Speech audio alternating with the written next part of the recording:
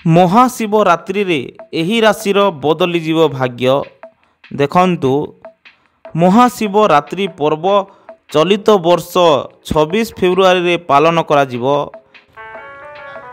ଜ୍ୟୋତିଷ ଶାସ୍ତ୍ର ଅନୁସାରେ ଫାଲ୍ଗୁଣ ମାସର କୃଷ୍ଣପକ୍ଷର ଚତୁର୍ଦ୍ଦଶୀ ତିଥିରେ ଶିବରାତ୍ରି ପର୍ବ ପାଳନ କରାଯାଏ। ଏହି ଦିନ ପରିବାର ହସ ଖୁସି ଓ ଜୀବନରେ ସୁଖ ସମୃଦ୍ଧି ବୃଦ୍ଧି ପାଇଁ ସଭିଏ ବ୍ରତ ପାଳନ କରିଥାନ୍ତି। ବିଶେଷ କରି ପରଦିନ ସୂର୍ଯ୍ୟୋଦୟ ପର୍ଯ୍ୟନ୍ତ ବ୍ରତ ରଖାଯାଏ। ଚଳିତ ବର୍ଷର ମହାଶିବରାତ୍ରି ପର୍ବ ଖୁବ୍ ଖାସ୍। ଏହି ଦିନ କିଛି ବିଶେଷ ସଂଯୋଗ ସହ ମକର ରାଶିରେ ଚନ୍ଦ୍ରମାଙ୍କ ସଂଯୋଗ ହେବାକୁ ଯାଉଅଛି। ଏହା ବ୍ୟତୀତ ଏହି ଦିନ କୁମ୍ଭ ରାଶିରେ ସୂର୍ଯ୍ୟ ବୁଧ ଓ ଶନିଙ୍କ ସଂଯୋଗ ହେବାକୁ ଯାଉଅଛି, ଯାହା ପ୍ରାୟ 1965 ମସିହାରେ ପରେ ଏହି ସଂଯୋଗ ହେବାକୁ ଯାଉଅଛି। ତେବେ ମହାଶିବରାତ୍ରିରେ ହେଉଥିବା ଏହି ବିଶେଷ ସଂଯୋଗ କାରଣରୁ କେଉଁ କେଉଁ ରାଶିଙ୍କ ଭାଗ୍ୟ ସୁନା ଭଳି ଚମକିବ, ଚାଲନ୍ତୁ ଜାଣିନେବା। ମେଷ ରାଶି।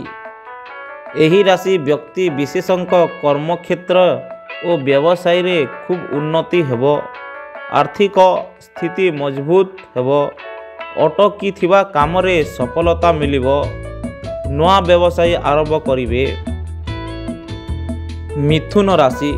ଏହି ରାଶିଙ୍କୁ ଭାଗ୍ୟର ସାଥ ମିଳିବ। ବ୍ୟବସାୟରେ ଉନ୍ନତି ହେବ। ଟଙ୍କା ନିବେଶ କରି ଲାଭବାନ ହେବେ।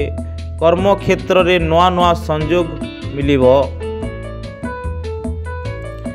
ସିଂହ ରାଶି। ଆର୍ଥିକ କ୍ଷେତ୍ରରେ ଖୁବ୍ ଉନ୍ନତି ହେବ। ଆୟର ନୂଆ ନୂଆ ରାସ୍ତା ସାମ୍ନାକୁ ଆସିବ। ଭୂମି ଘର କିଣିବାର ଯୋଗ ରହିଅଛି। ଶୁଭ ଖବର ମିଳିବ। ଦାମ୍ପତ୍ୟ ଜୀବନ ସୁଖମୟ ହେବ।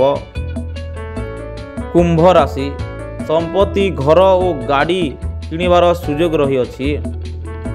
କର୍ମ କ୍ଷେତ୍ରରେ ଉନ୍ନତି ହେବା ସହିତ ବିଦେଶ ଯାତ୍ରାର ଯୋଗ ରହିଅଛି। ନୂଆ ନୂଆ ସୁଯୋଗ ମିଳିବ।